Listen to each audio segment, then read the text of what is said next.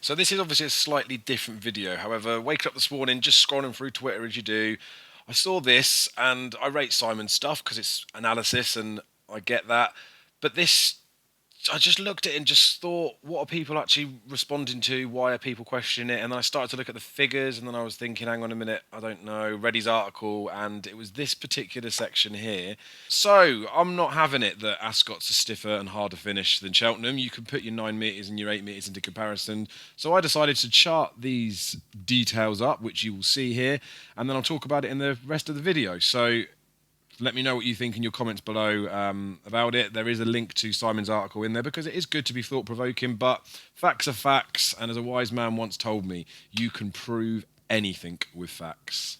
So we'll start off with the fact that I've plotted Simon's figures, or Google Earth's figures, in a chart, the lines against each other, so we can see the comparison, which sort of paints the picture that's being mentioned in there. That as much as Cheltenham is a hill, and no one's ignoring the fact that there is an incline on there, it's not that much different to other tracks, and that Ascot is like still a stiff finish in the fact that they are going up a hill, which is fine. You can see that, and I've just broken it down there rather than doing it for the whole block. I've done it for smaller sections so we can see how that changes.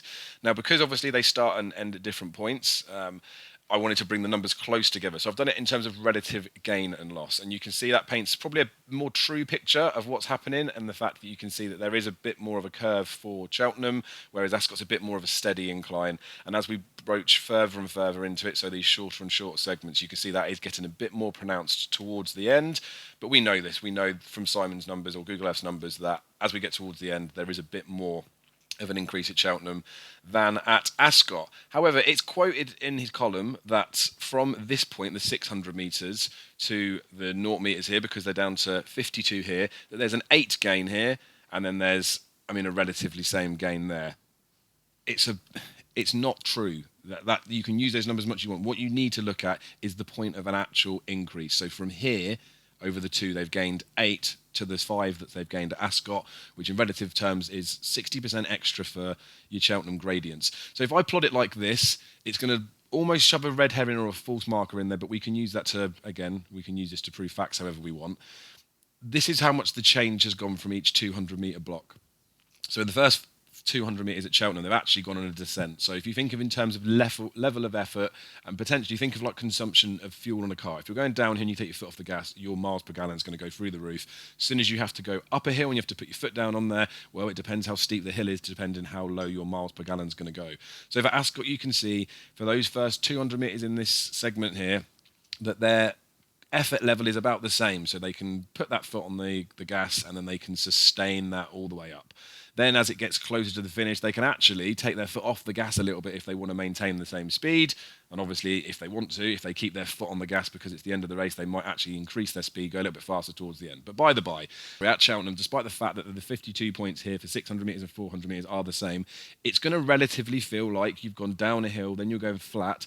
It's going to take more effort to run on a flat than it is to run downhill. Now, I know downhill has its own implications for running, like it's not necessarily as straightforward, but it is the amount of effort you have to exude to maintain a pace going downhill to running flat. It is going to take more effort to run flat than it is to run downhill. Again, depending on how severe the downhill is.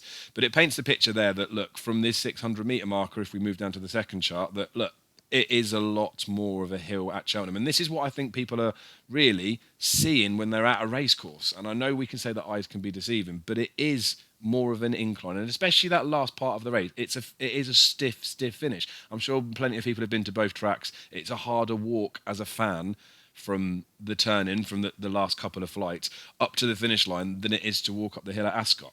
Then we can see here, as I drop it further down, we can see that they cross over and we can see that it is stiffer. So again, if we look in comparison from the start of these charts, and again, I'll use these last few markers here as the fact that, this is when they've hit the flat. We've had that 0 point in the 52 to 52 for Cheltenham. The fact is, it originally would look like this. There's not much difference between the two of them. That's fine. Then if you actually bring the numbers closer together, hang on a minute, it is definitely steeper at Cheltenham, which I don't think anyone's really disputing. But the picture that's trying to be painted is that because for those last 600 metres, the rate of gain or the total amount of gain is the same, that it's the same finish. And if you look here, it is not the same finish in terms of effort levels you're going to have to exude. In fact, you can see they're going the opposite way. So Cheltenham is a stiff finish. Cheltenham is a stiffer finish than Ascot, and the hill is still a monster compared to Ascot.